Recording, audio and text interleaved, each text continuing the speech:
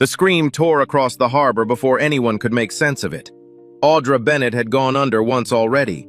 She clawed back to the surface, gasping fingers scraping uselessly against the hull of the canoe as the whirlpool dragged it in a slow, merciless circle.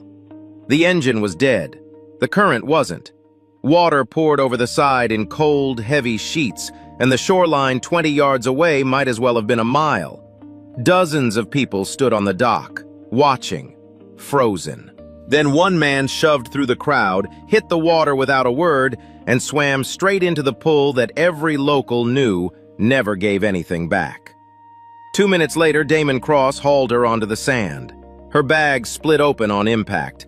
The papers inside fanned across the wet ground, architectural plans, survey grids, and at the top of one page, printed in clean block letters, Briarport Harbor Demolition, Phase 1. If you're new here, this channel tells stories about ordinary people who do extraordinary things when it matters most.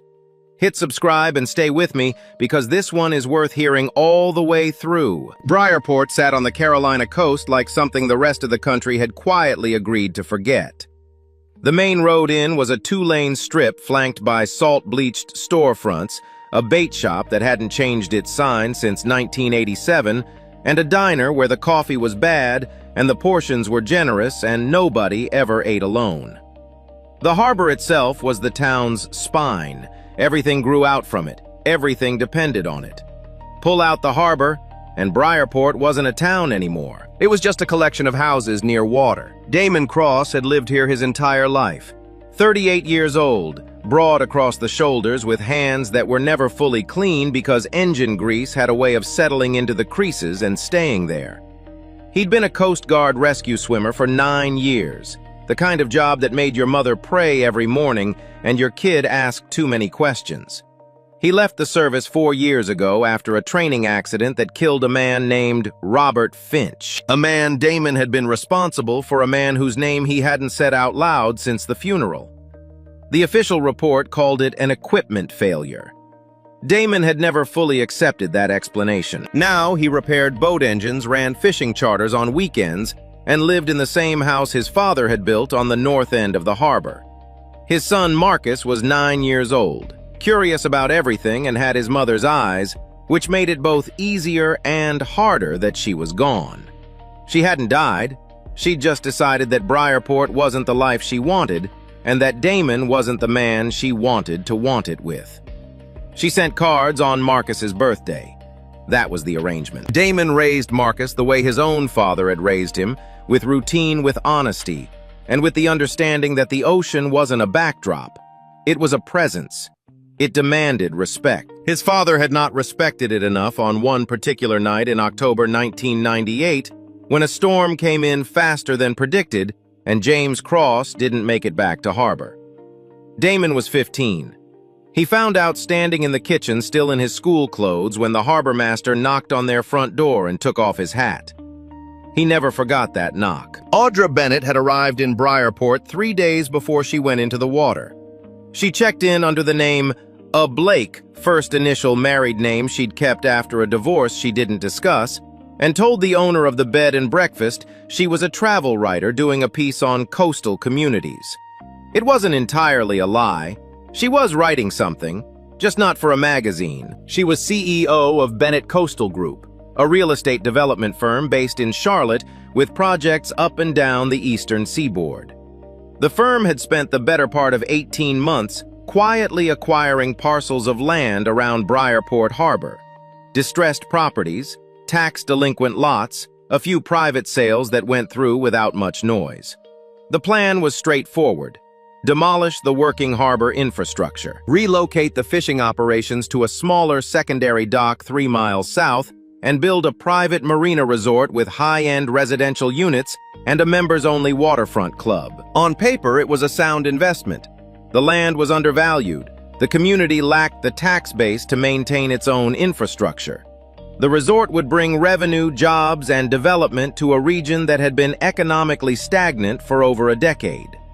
Audra had made this argument in boardrooms across the state, and nobody had pushed back with anything she couldn't answer. She came to Briarport to see the land herself before the public announcement.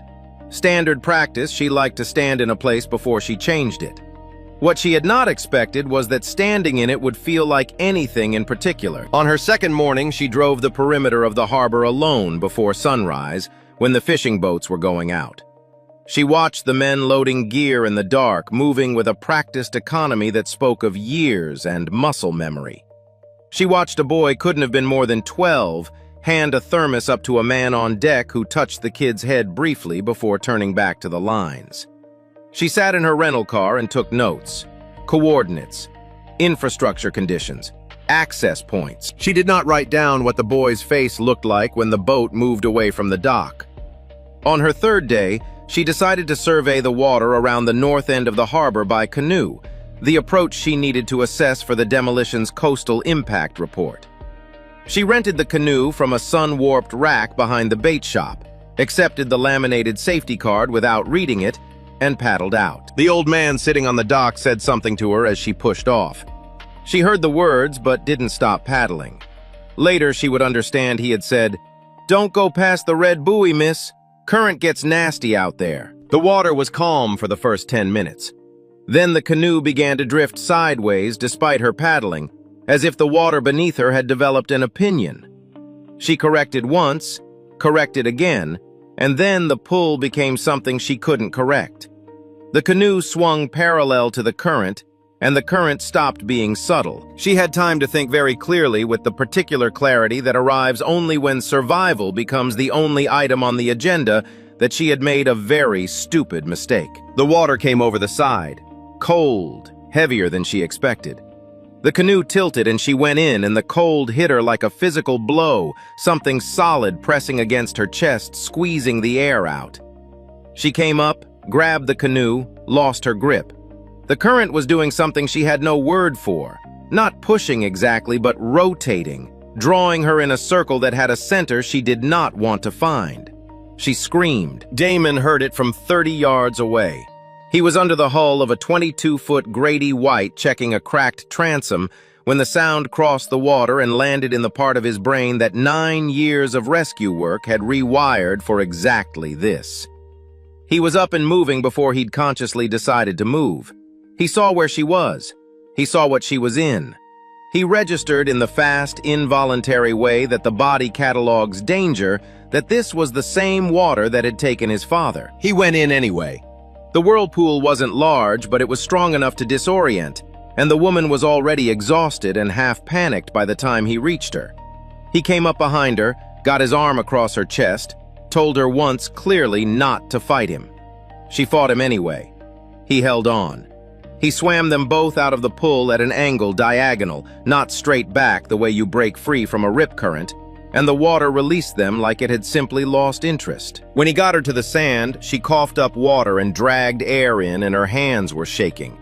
Damon crouched beside her, checked her eyes, checked her breathing. Alive. Okay. The crowd on the dock exhaled audibly. Her bag had come off her shoulder when she went in and washed up a few feet away.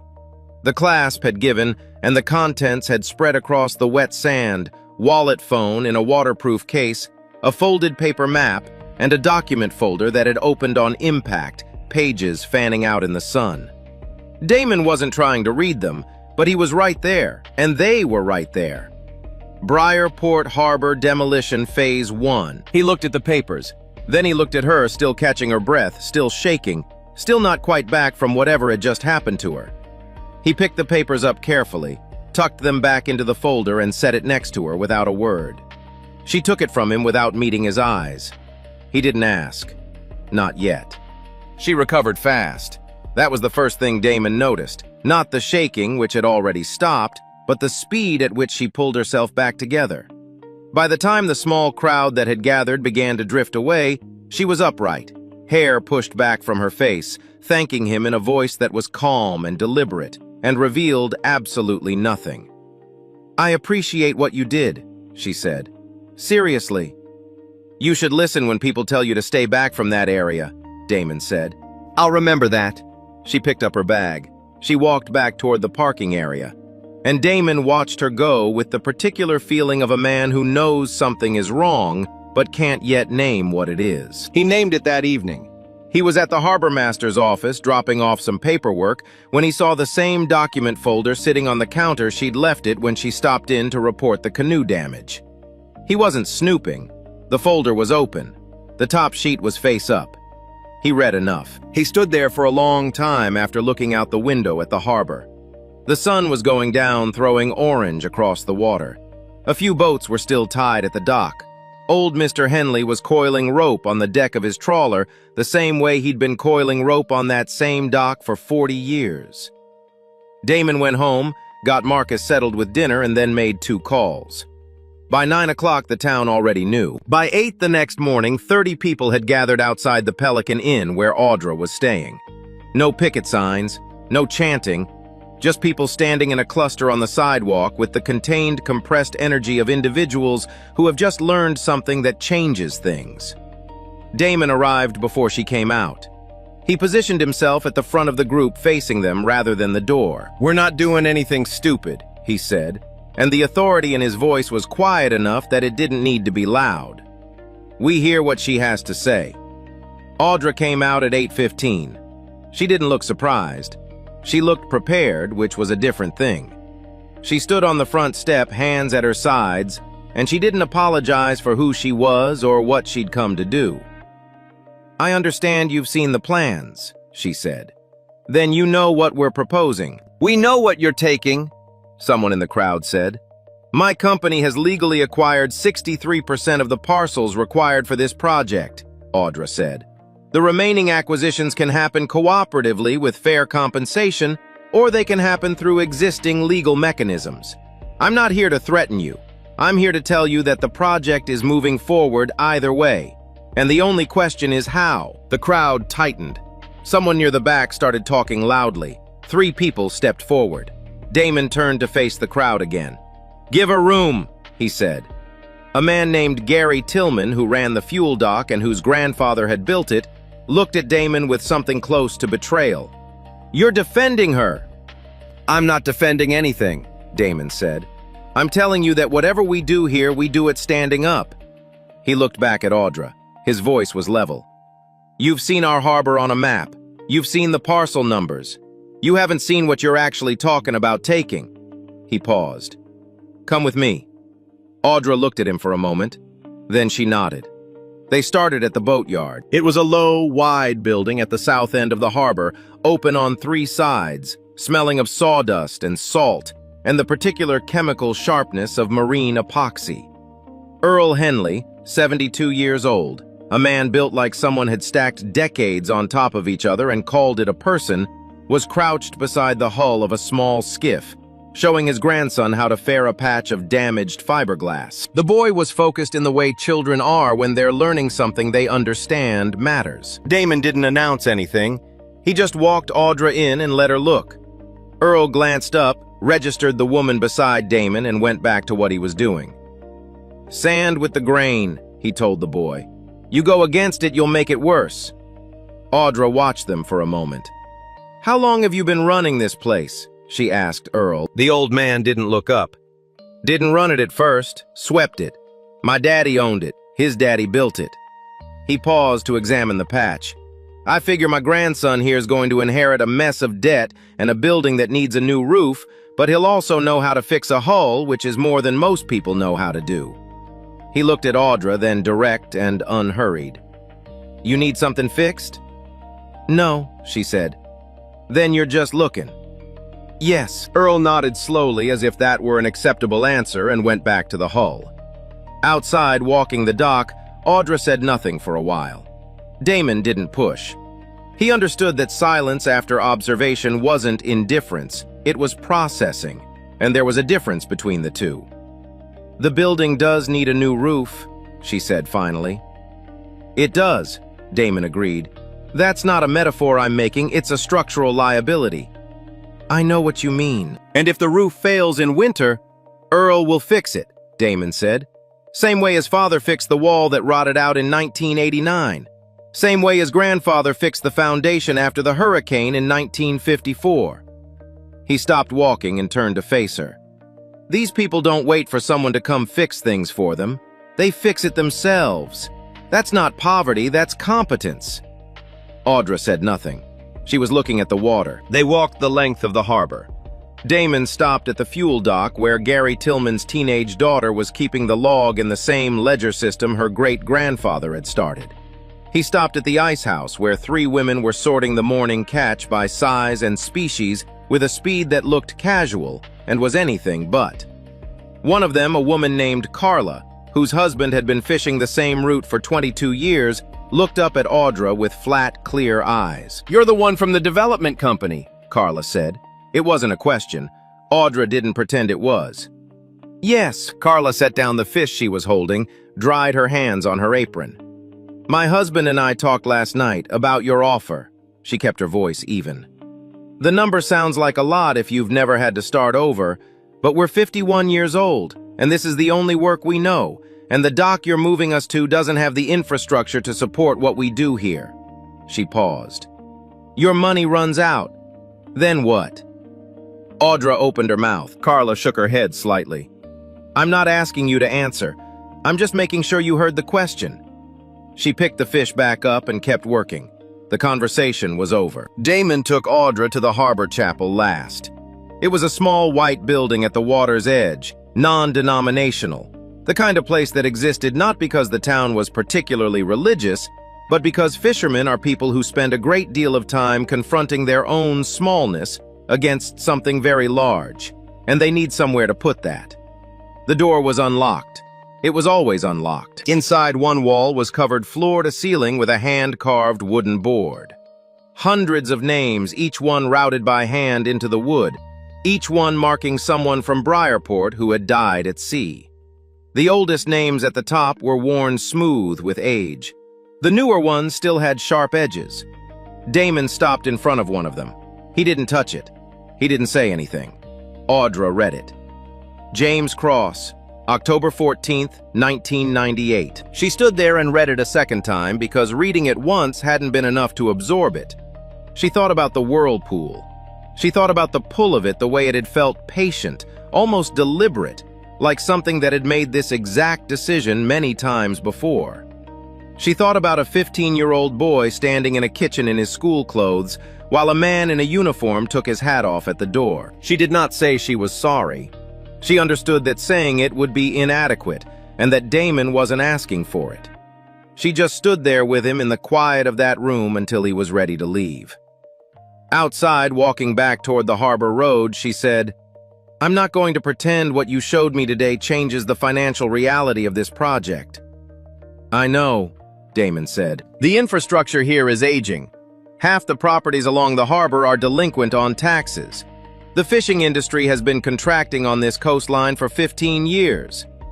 "I know all of that," he said. "I live here."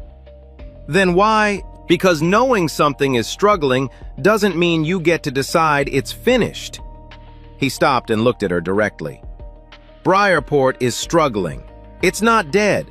Those are two different things. And the people who live here should be the ones who decide what comes next, not a firm in Charlotte that's never spent a night in this town." Audra looked at him for a long moment. The afternoon light was flat and bright off the water.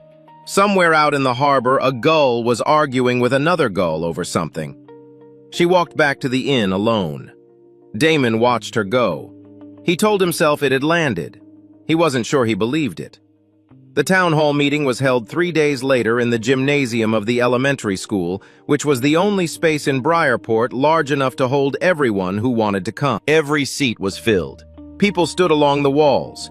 Marcus sat in the back row with Earl Henley's grandson, both of them old enough to understand that something important was happening and young enough to not fully understand why it made all the adults look like that.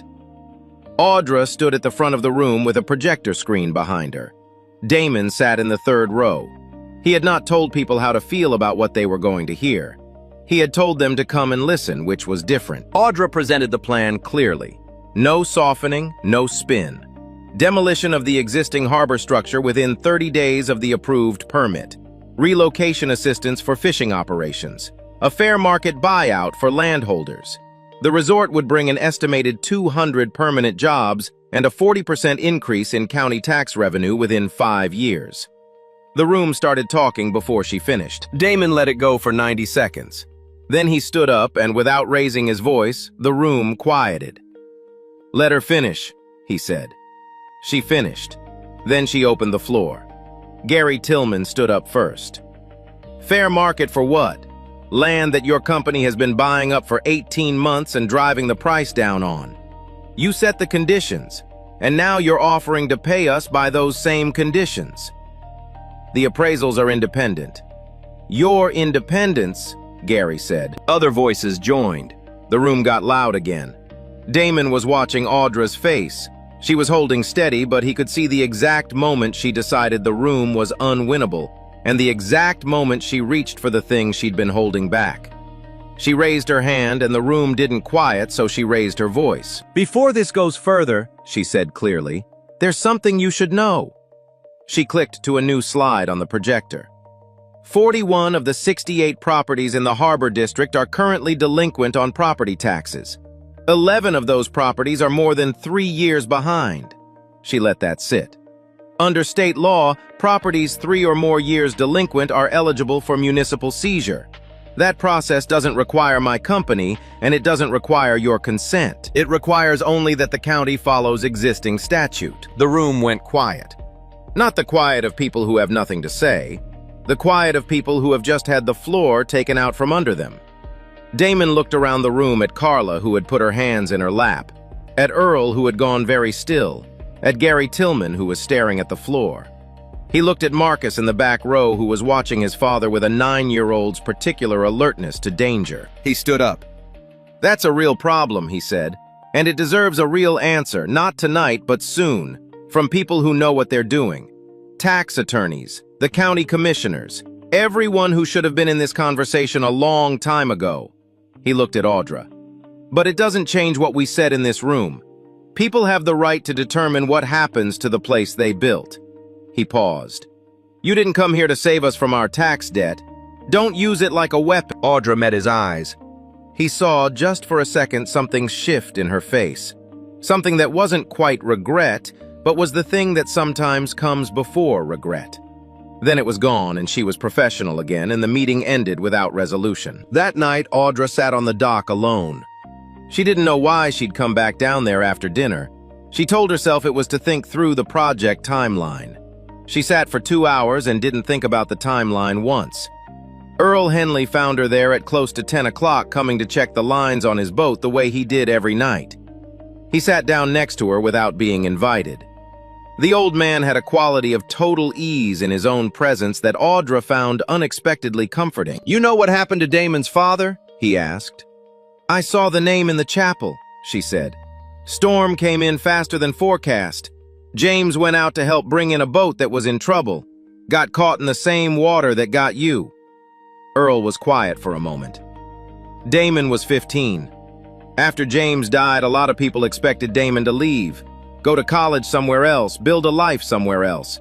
Plenty of people do when a place has taken something from them.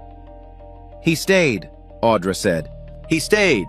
Joined the Coast Guard so he could pull people out of the same water that took his father." Earl paused. "When he went in after you, he knew where he was swimming. He knew it the second he hit the water." Audra stared at the harbor. The lights from the dock reflected on the surface in long, broken lines. "Why are you telling me this?" she asked. Earl stood up slowly, knees audible. "Because I think you're a smart person," he said. "And I think smart people sometimes get so busy being right that they don't notice what they're actually doing." He picked up his rope coil. "Good night, Miss Bennett." She sat there long after he left. The water moved quietly against the pilings. The town was dark. For the first time, she didn't see the harbor as a parcel. She saw it as a place where something irreplaceable was still alive, barely, and where the last person you would expect was the one holding it together. Wesley Crane had been with Bennett Coastal Group for 11 years. He was methodical, efficient, and entirely unburdened by the particular inconvenience of scruple. Audra had always appreciated his results without looking too carefully at his methods, which was a kind of complicity she hadn't examined until now. When Audra missed 2 scheduled calls and stopped responding to his project timeline updates, Wesley understood what that meant. He had seen it before. Clients who got emotional, executives who lost their edge when they spent too long in the field. He was not prepared to let sentiment derail a project that was 6 months from completion and represented $32 million in committed capital. He drove down to Briarport himself. He didn't go see Audra. He made 3 phone calls from a motel room 2 towns over, and over the course of 3 nights, a man named Ray Buford, who owed Wesley a favor, moved quietly through the harbor, pulling ignition wires, loosening cooling intake fittings, removing fuel injectors from engines that needed them to run. Nothing catastrophic, just damage the kind that grounded boats, killed revenue, and built the argument that the harbor infrastructure was too deteriorated to be viable. Damon found the first boat on a Wednesday morning. He knew immediately it wasn't mechanical failure, the damage pattern was deliberate. He filed a report with the sheriff's office.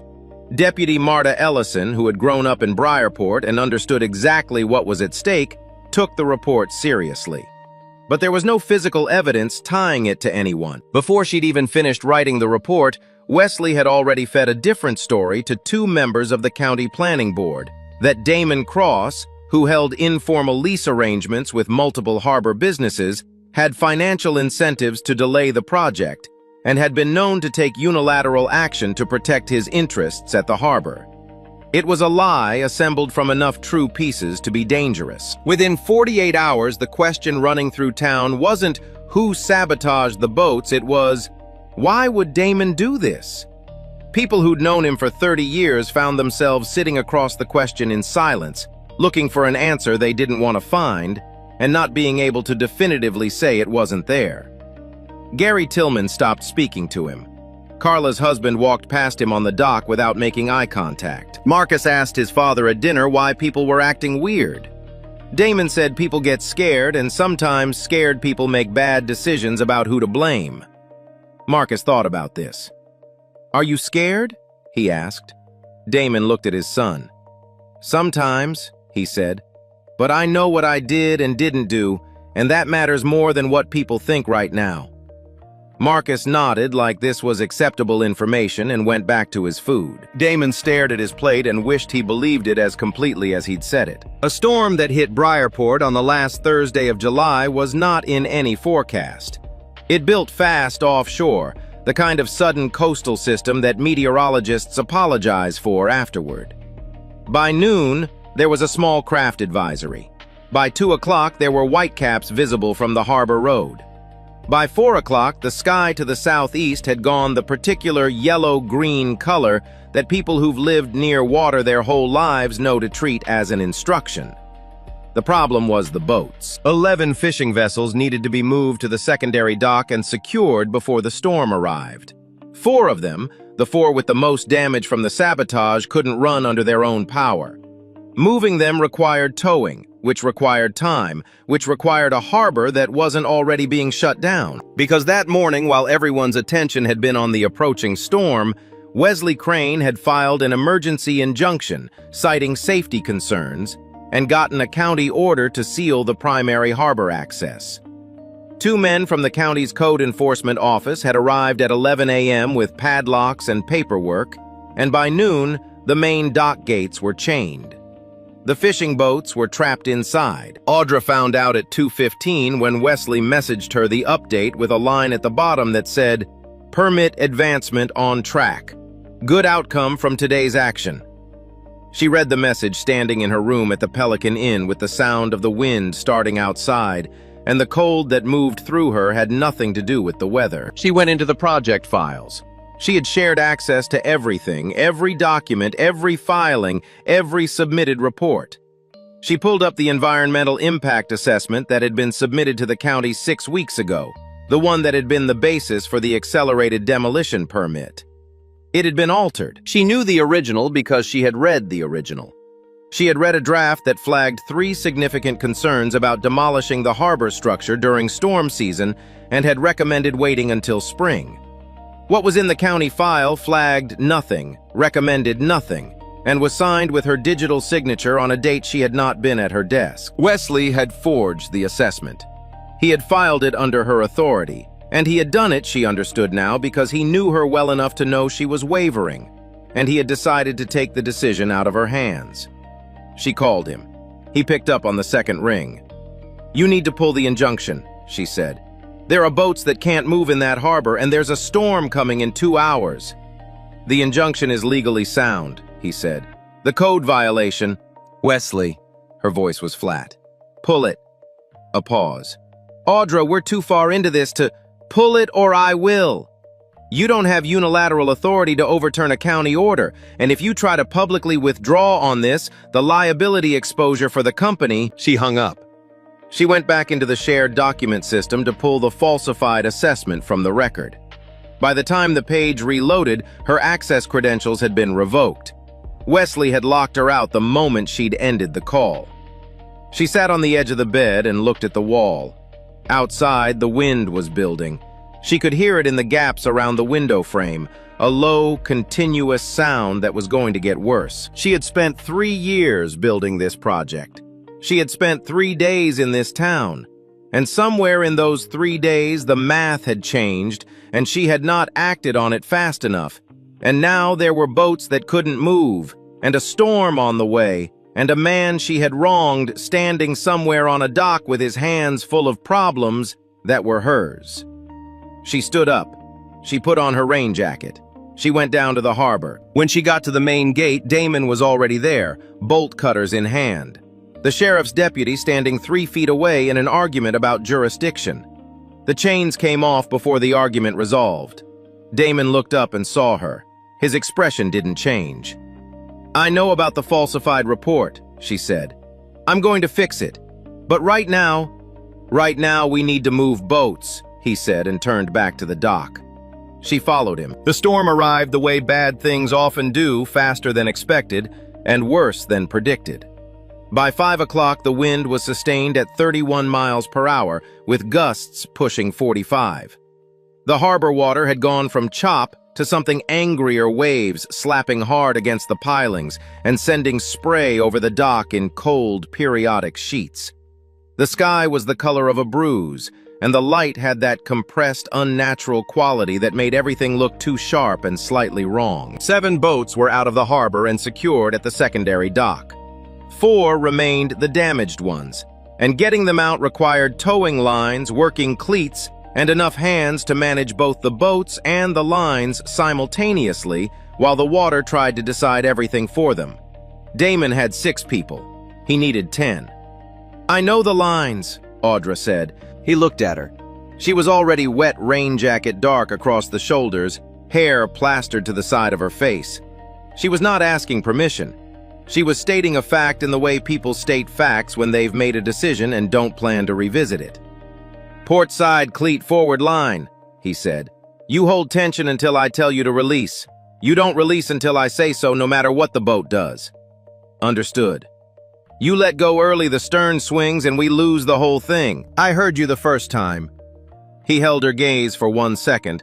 Then he turned to the first boat and started giving instructions to the others. Marcus was not supposed to be there. He had been at Earl Henley's house. That was the arrangement Damon had made before coming down to the harbor. A clear and specific arrangement. But Earl had come down to the harbor too because Earl Henley had been coming to this harbor in bad weather for 50 years and was not going to stop because his legs were slower than they used to be. And Marcus had followed Earl because Marcus was 9 years old and his father was at the harbor, and the harbor was where things were happening. Damon saw his son standing at the top of the dock ramp just inside the gate watching. He had a moment, brief, involuntary, of complete terror, the particular terror of a parent who sees their child near something dangerous. Then he saw that Marcus was back from the water's edge, that he was standing still, not doing anything reckless, just watching with those careful, observant eyes. Damon pointed at him. "You stay right there. You don't move from that spot." Marcus nodded. He understood. He stayed. The first boat came out clean. The second came out harder. A gust hit broadside when they were halfway through the maneuver, and the bow swung, and for about 4 seconds, everything was force and noise, and the particular sound a towing line makes when it's carrying too much load. Audra held the forward line. Her knuckles were white, and her boots were sliding on the wet dock surface, and she held it. The boat corrected.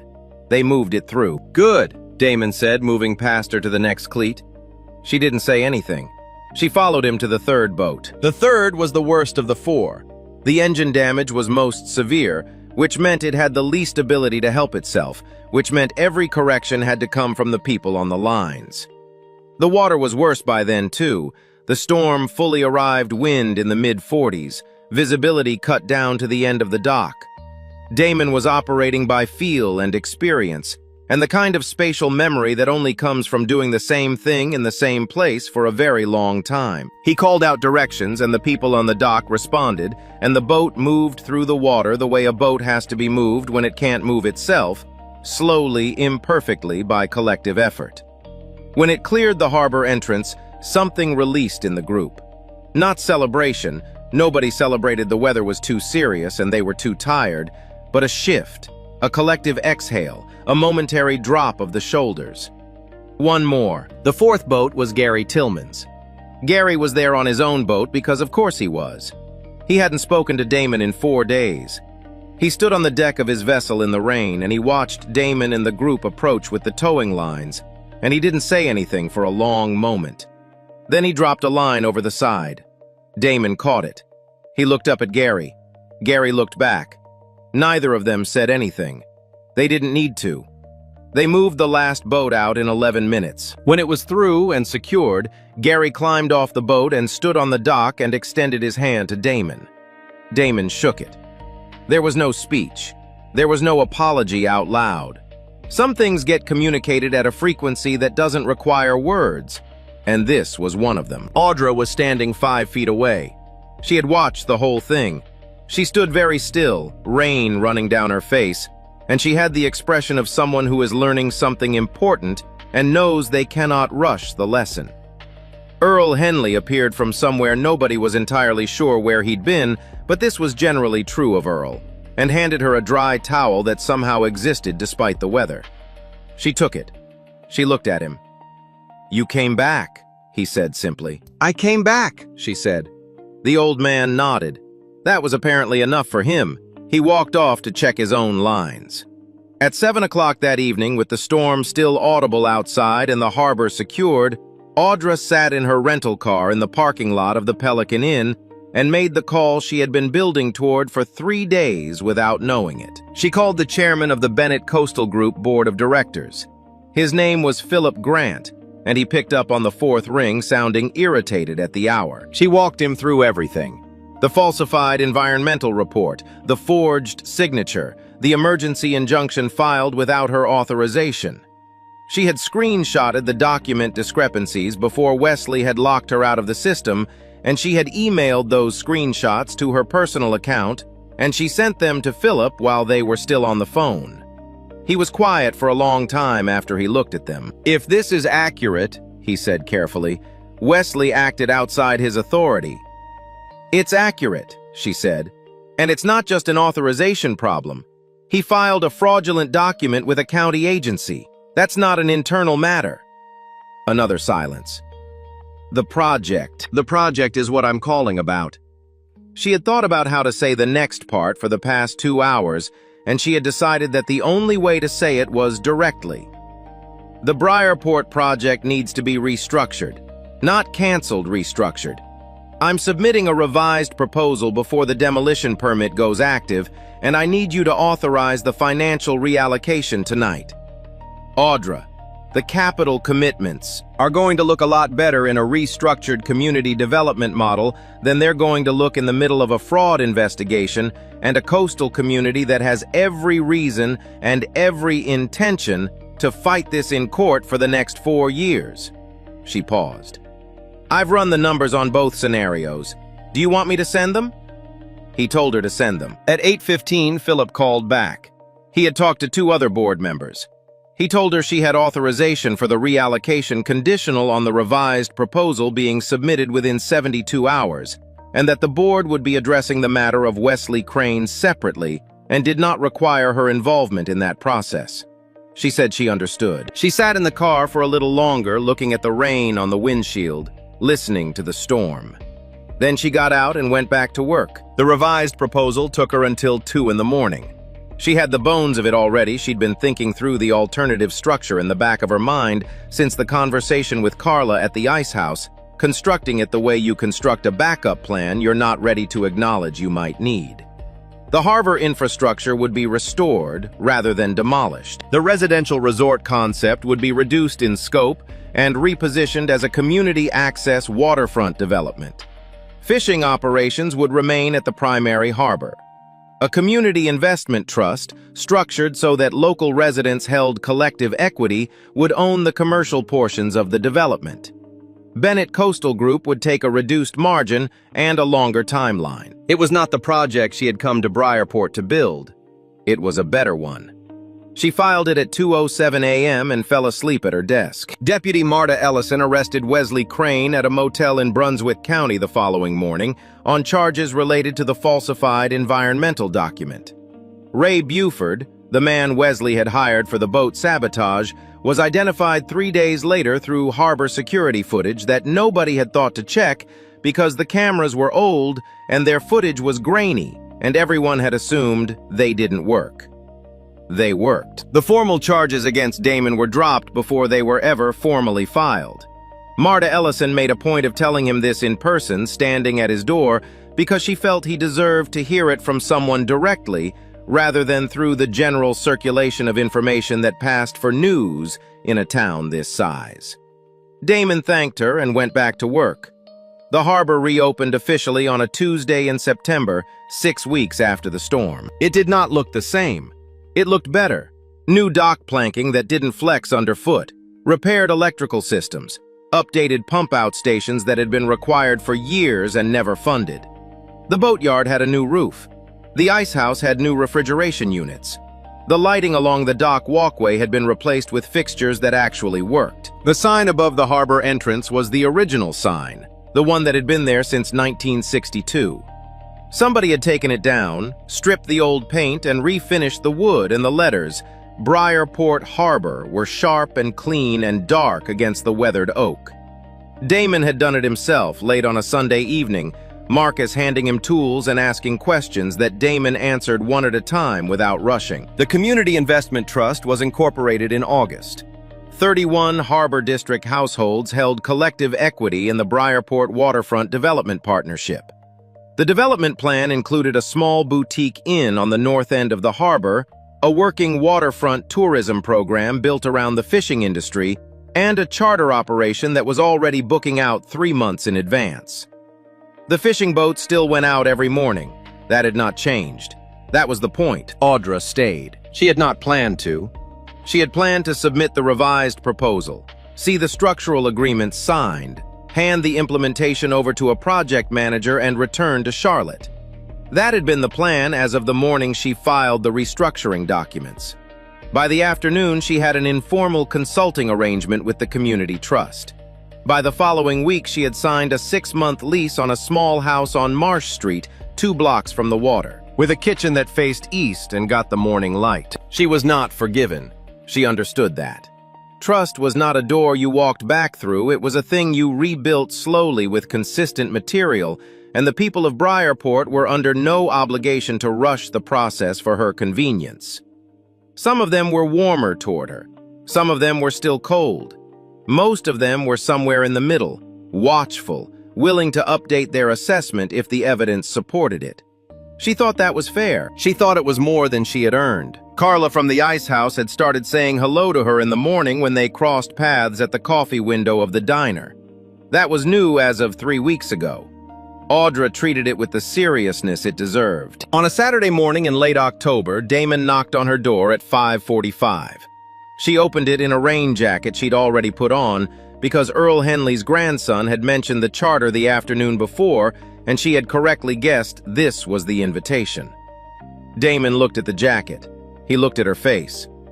"Tide goes out at 6:10, he said. "I know," she said. "I checked." He almost smiled. She could see the place where it almost happened. They walked down to the harbor together in the early dark, Marcus between them, kicking a piece of gravel ahead of himself down the dock road in that specific way of children who have energy and nowhere to put it at 5:45 in the morning. The boat was the old one, the one his father had built, repaired so many times over so many years that it was hard to say how much of the original material remained, but it was still the same boat in the ways that mattered. It smelled like salt and engine oil and history. They went out through the harbor mouth as the sky began to gray in the east. The water was calm, the way October water sometimes is, still and dark and serious, with a depth of color that the summer water never quite managed. An hour out, Marcus took it upon himself to teach Audra how to read wind direction by hand. Index finger extended, turning slowly until you felt the pressure differential. He had learned it from Earl, who had learned it from his father, who had learned it from his. Audra was not good at it. She held her hand up, turned it, got it wrong. "No," Marcus said with the particular patience of a child correcting an adult who is trying hard. "You're feeling the wind on your palm. You want to feel it on the side of your finger, like this." He adjusted her hand by moving her wrist gently, the way you correct someone when you want them to actually learn and not just approximate. She tried again, got it wrong again. He laughed, a clean, uncomplicated sound that crossed the water and dissolved into the early morning air. "Try again," he said. She tried again. Damon stood at the wheel and watched the horizon, where the sky was going orange at the edge now, the kind of light that came once a day and lasted about 10 minutes and was worth getting up early for. He listened to his son's patient instructions. He listened to Audra's attempts. He listened to the engine and the water and the way the world sounded at this hour, at this distance from shore, when the town was quiet behind you and the open water was wide ahead and the light was just beginning. He did not have a name yet for what Briarport was becoming, or what Audra was becoming in it, or what the space between them was or wasn't. There was time for that. There was time for most things if you didn't break them before they were ready. The sun came up. The boat moved forward. Behind them, Briarport sat at the edge of the water, battered and restored, and still standing, which was all it had ever needed to be. There's something this story keeps coming back to that I think is worth sitting with for a moment. Damon didn't save Audra because she deserved it. He saved her because someone was drowning and he knew how to help. That's it. No calculation, no conditions. And Audra didn't change because someone convinced her with the right argument. She changed because she got close enough to see what she was actually doing, and she had enough honesty left in her to not look away. Two things don't get said enough: that real courage often looks like going back into the water that already took something from you, and that real accountability looks like using whatever power you have left to fix what you broke, even when it costs you everything you built. Briarport didn't survive because it was perfect. It survived because the people in it refused to let it be forgotten. If this story meant something to you, subscribe.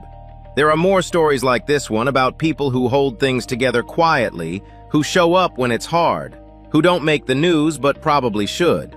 That's what this channel is for. Hit the button and stay around. The next one is already coming.